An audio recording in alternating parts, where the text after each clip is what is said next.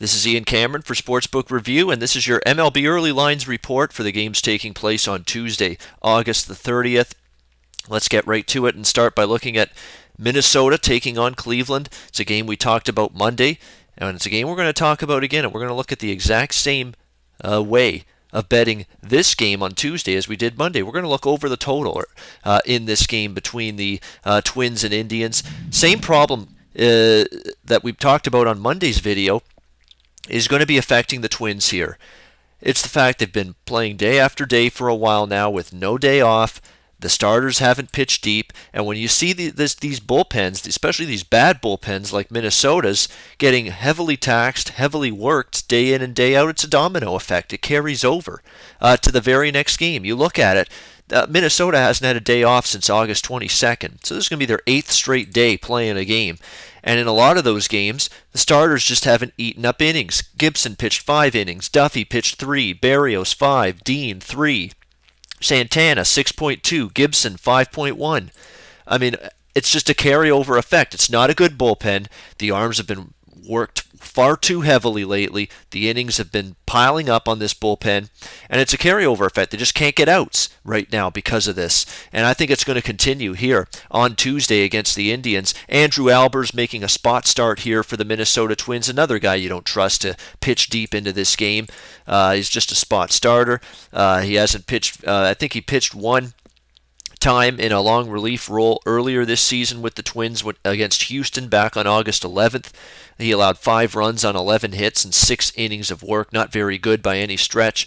Again, I don't trust Andrew Albers to mow down the Cleveland Indians, and certainly that bullpen is likely going to see their fair share of innings once again here. So I think we're once again going to be looking at a very tired, very run-down, and struggling Minnesota bullpen, and I think Cleveland should be able to make some hay against the Twins pitching, starting and bullpen in this game. And on the flip side, Josh Tomlin, we talked about him prior to his last start. In fact, if you remember, we cashed a ticket going against Josh Tomlin in his last start at Texas against the Rangers, and it wasn't very good for him. He got absolutely shellacked, 8 runs in 4.1 innings, including a pair of home runs, a grand slam, I believe, by Adrian Beltre was the big blow in that game. Cleveland loses 9-0. And losing with Josh Tomlin on the mound is nothing new or different recently for the Indians. They're 0-5, Cleveland, in Josh Tomlin's last 5 starts. Give Tomlin credit. I said it in the last time we talked about him.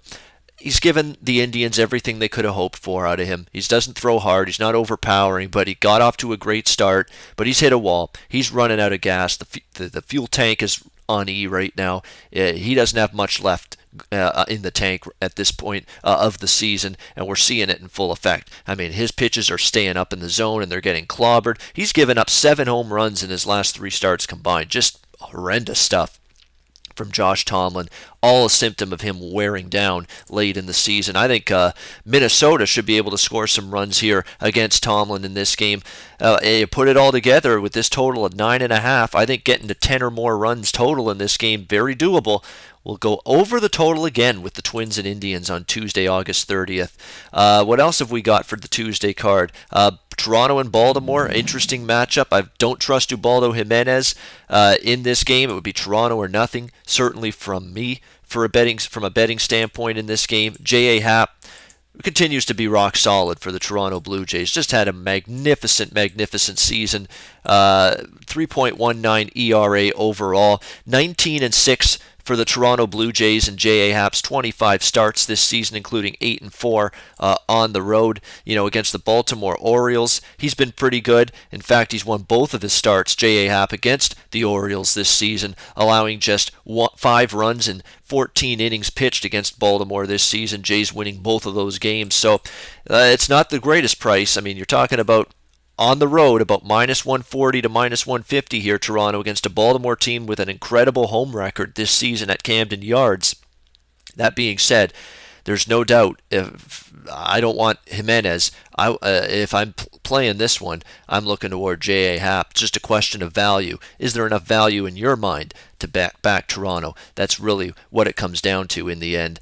I think Tampa Bay might pull off an upset against Boston. That's one game worth talking about because, Jake Odorizzi's pitched well lately, and Tampa Bay has been scrappy, and they have been a tough out for every playoff bound or playoff contending team that they have faced recently. Ask Texas when Tampa Bay beat them 2 out of 3 times. Ask Boston as Tampa Bay got a 4-game split against the Red Sox last week at the Trop. How about Houston? You know, it was not an easy series for the Astros over the weekend against Tampa Bay. They had to come back to win one of those games, and then they lost the finale 10-4 on Sunday. So this Rays team is still fighting. They're still playing. They still want to play spoiler late in the season. Give the Rays credit for that. And Evan Longoria, even though he's playing on a team that's way out of the playoff picture, he's having a great season, a resurgent season for the Tampa Bay Rays. He's really been hitting the ball all season long, especially lately for the Rays lineup. We'll see how they fare here against Drew Pomeranz, who takes the mound here for the Boston Red Sox. Pomeranz, you know, I think he's a little bit of a bad fit here at Fenway Park. I think he's got a chance to struggle a little bit in this ballpark. He's been very good for the most part, but I do worry about him a little bit at Fenway Park because he's a fly ball pitcher. Normally fly balls are get caught when he's been at San Diego at Petco. The fly balls he gives up there, they're routine catches in the outfield.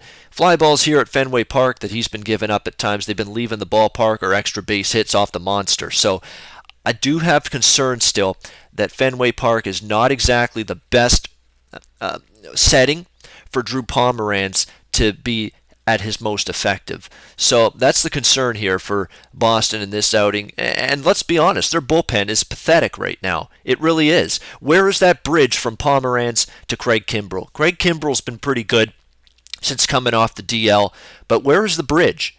Build a bridge, please. You know, never mind London Bridge. Boston Bridge is falling down, falling down, falling down. Boston Bridge is falling down. They can't bridge from the starter to the closer. And that's the issue right now with this Boston team. I mean, Kimbrell's been fine. Some of their starters have been fine. Price has been better eleately.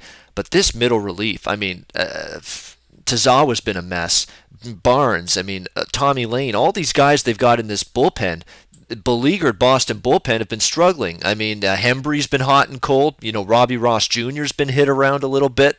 So it's just been a mess for this Red Sox bullpen, a bullpen that hasn't been addressed by Dombrowski here. And I think that could be an issue for Boston moving forward in terms of getting into the playoffs, either by winning the division or as a wild card. This bullpen is a major problem area right now, and it's a concern here in this game because the one thing Pomeranz isn't, even though he's been good, he's not an innings eater. You look at his last several starts. He's worked 3 innings, 6, 5.1, 6, 5.1, 7.2, 5, 6. He's not pitching deep into games. So if you have to see this group of beleaguered, struggling Boston middle relievers, that's a concern. That's an even greater concern if you ask me, laying minus, 170 in this game? I think there's value on Tampa Bay. And let's not forget, Tampa Bay got a 4-game split against the Red Sox last week at Tropicana Field. They're playing hard every night. And again, Odorizzi, we talked about it. He's in great form. He's allowed just 5 runs in his last 19 innings of work.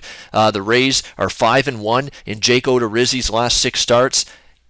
Give me the Rays here. I'll take a shot. Plus 150 in that range. I think they're worth a look. It could be a live dog here on Tuesday night. So we're giving you picks every day, and you're probably making your own as well. Be sure to participate in SBR's weekly Twitter Bankroll Challenge. Just post your picks on Twitter with @SBRSportsPicks and the hashtag BetSBR before 1 p.m. Eastern Standard Time every day, Monday through Friday. We'll be betting your picks, and if the bankroll is positive at the end of the week, you could win the profits. Picks must be of events taking place that day and available in at least one of the major sportsbooks shown in our Best Sportsbooks page.